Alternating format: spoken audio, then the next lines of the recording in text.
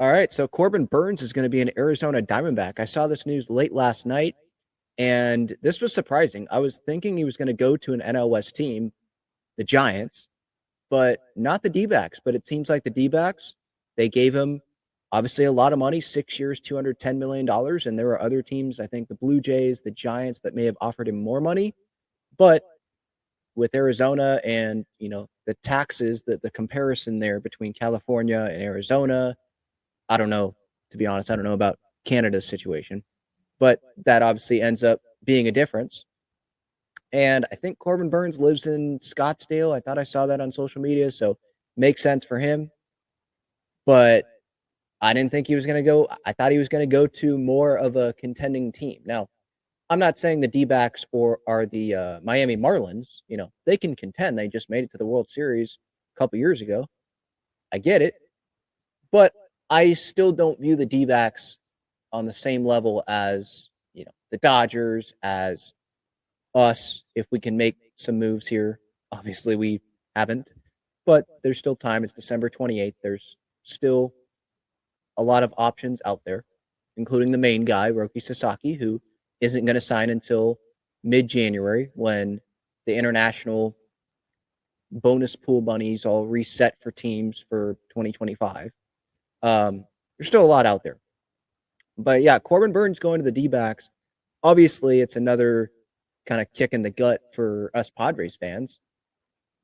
Seeing Blake Snell go to the Dodgers, there was that. And then, oh, by the way, Teoscar Hernandez also recently went back to the Dodgers. I wasn't surprised by it, but it's another one where it's like, yep, all right, Dodgers, they continue to spend. 3-year deal north of $60 million for him. You got the Giants signing Willy Adames. And you've got the D-backs here signing Corbin Burnes. And Corbin Burnes, I kind of compare this to the Giants when they had Carlos Rodon. Remember when Carlos Rodon dominated the Padres? I feel like that's what could happen here with Corbin Burnes with the D-backs. Corbin Burnes is one of the best pitchers in baseball. I don't think that he was the reason why the Orioles lost that one postseason start that he had this past postseason. He pitched pretty darn well. I think he pitched at least into the 7th inning. He pitched long into that game. Offense just didn't do anything for him. This is not a guy that you want to be facing. I'm not saying that the Padres had any realistic shot at signing him, but having to face him when the D-backs come to town or when we go to Chase Field, yeah, that's not going to be great. And, when I think of the D-backs here, how much of a threat are they to the Padres? Yeah, they're a threat. They're not the Dodgers, but I'd put them probably ahead of the Giants right now.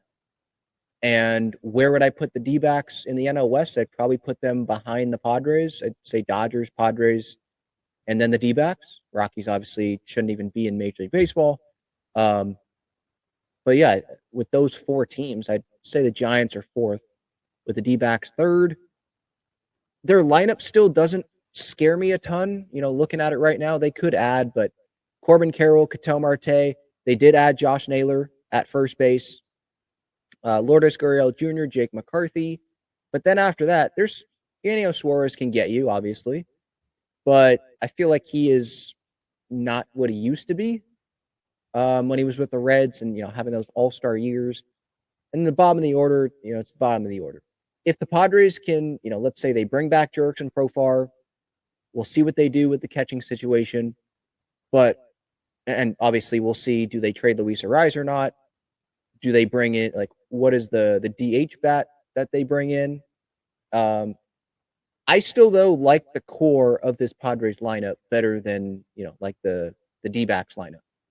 The pitching staff, though, obviously with Corbin Burnes being added to that rotation, the D-backs now have Corbin Burnes, Zach Gallen, Merrill Kelly, Eduardo Rodriguez, Brandon Pfaadt, Jordan Montgomery, even though I don't even know if he wants to be there because the owner craps all over him, and the owner, admitted how bad of a mistake that was, signing Montgomery to that contract. Kind of bizarre for him to be saying that publicly, but he did say that. So I don't know if Montgomery's going to end up being with the D-backs this next year. But then who's going to take on that contract as well? But that's 6 guys there that can give you solid starts. Could. Jordan Montgomery could get back to being a better pitcher, I think. Brandon Pfaadt obviously has that postseason experience. We know Eduardo Rodriguez, like that's a solid arm. Merrill Kelly, Gallen, Burnes, obviously. And you look at the Padres rotation, and it's Joe Musgrove sidelined with Tommy John. It's Dylan Cease, who could be traded. Who knows? He may end up being traded if the Padres get Sasaki. But if they get Sasaki, wouldn't you want to try to just go all in on this year? But maybe, leave that door open to, well, if a team blows you away, then you do the deal and you trade Cease if you get Sasaki. Or even if you don't get Sasaki, because what if you can get some young starting pitching there and you can make some moves elsewhere to try to kind of compensate for that? But Dylan Cease, that's not just a nobody. That's a big arm that you'd be losing. So I don't want to have Dylan Cease go, but at the same time, it's like the Juan Soto situation a little bit on the pitching side, though, this year. You want to get flexibility. Who's more realistic to extend, Arise or Cease? It's obviously Luis Arise. Dylan Cease will get $200+ million in free agency probably from someone. The Padres it doesn't seem like they're in a spot to be doing that. They already gave $200+ million combined to Darvish and Musgrove. But right now it's Dylan Cease, it's Michael King, it's Yu Darvish, and then it's who knows. So, yeah, you got to give the edge to the D-backs right now with the rotation. Dodgers, obviously, you give the edge there. I mean, they have so many arms. And they've got guys coming back, including Shohei Ohtani. Obviously, they signed Blake Snell. Walker Buehler's not there, but he was a risk with the injuries that he's had, and I think the Dodgers were fine with having Walker Buehler go, especially to an American League team, and go to the Red Sox. So yeah, right now, I mean, and I saw this, it reminds me of a tweet that I saw the other day. Let me pull it up here real quick. From Brooksgate, an estimate of how much 2025 value each team has added and lost so far this season with projected FWAR is what they used. So the Angels are they made a ton of moves, so they're going to be at the top. The Padres are at 0, or excuse me, they're not at 0. They're last in this. They've added 0, projected FWAR added 0 because they haven't made major league signings or acquisitions. And then projected FWAR lost is 10.4. So they're at negative 10.4 in last according to this graph here on Brooksgate. Again, they use Fangraphs. I linked that to this discussion about the Padres rotation just because, should we be concerned right now? I mean, I'm not, because it's December 28th, and it would be foolish for me to be overreacting to this right now and say, oh man, the Padres are in deep trouble. Well, the big fish that they're trying to go after isn't going to sign until mid-January. So why would I freak out about the state of this rotation when it's December 28th? If it's opening day and it's those same top 3 guys and then it's Matt Waldron and Randy Vasquez, okay, then we can, have some questions there. But I think it's premature to be like, oh man, big trouble. We got to panic about this Padres rotation or just the Padres team overall, because you see other teams around you, like the D-backs, the Dodgers, adding. I'm not saying we shouldn't be concerned about the Dodgers. Of course, they're great. And we can be concerned about the D-backs.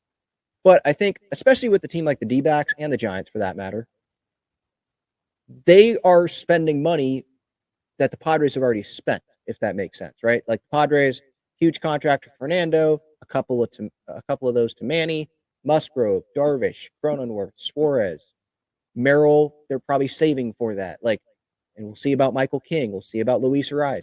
They're spending that money. Bogarts, I didn't even mention. They've spent hundreds of millions of dollars on these guys. So they already have them. Where the D-backs haven't done that. This is their biggest contract, $210 million. Before that, I think it was Zach Greinke. They gave that deal to Corbin Carroll, but that's not $300 million. So they have room. Maybe this isn't the best comparison, but it's like you sit down at the dinner table and you ate 30 minutes ago or you ate an hour, you're full, right? And you have someone else sit there at the dinner table and they can go eat a full plate of something. Well, the Padres are the person that's already full, if that makes sense. And the D-backs or the Giants are the person that haven't eaten, since breakfast or they haven't eaten all day. They got to spend that money. They can eat, right?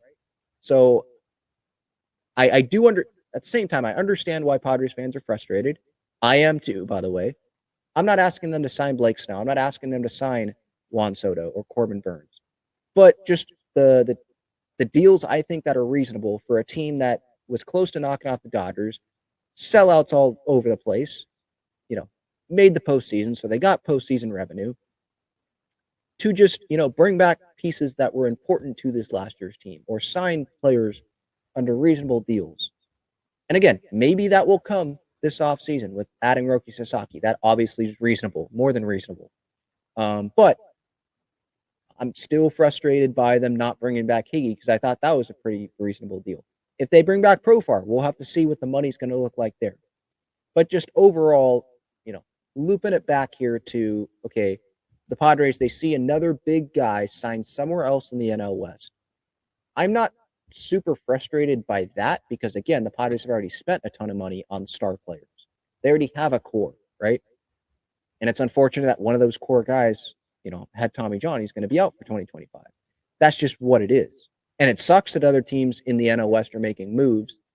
But while that makes the Padres' job tougher in 2025 and beyond, I think he has an opt-out after, 3 years?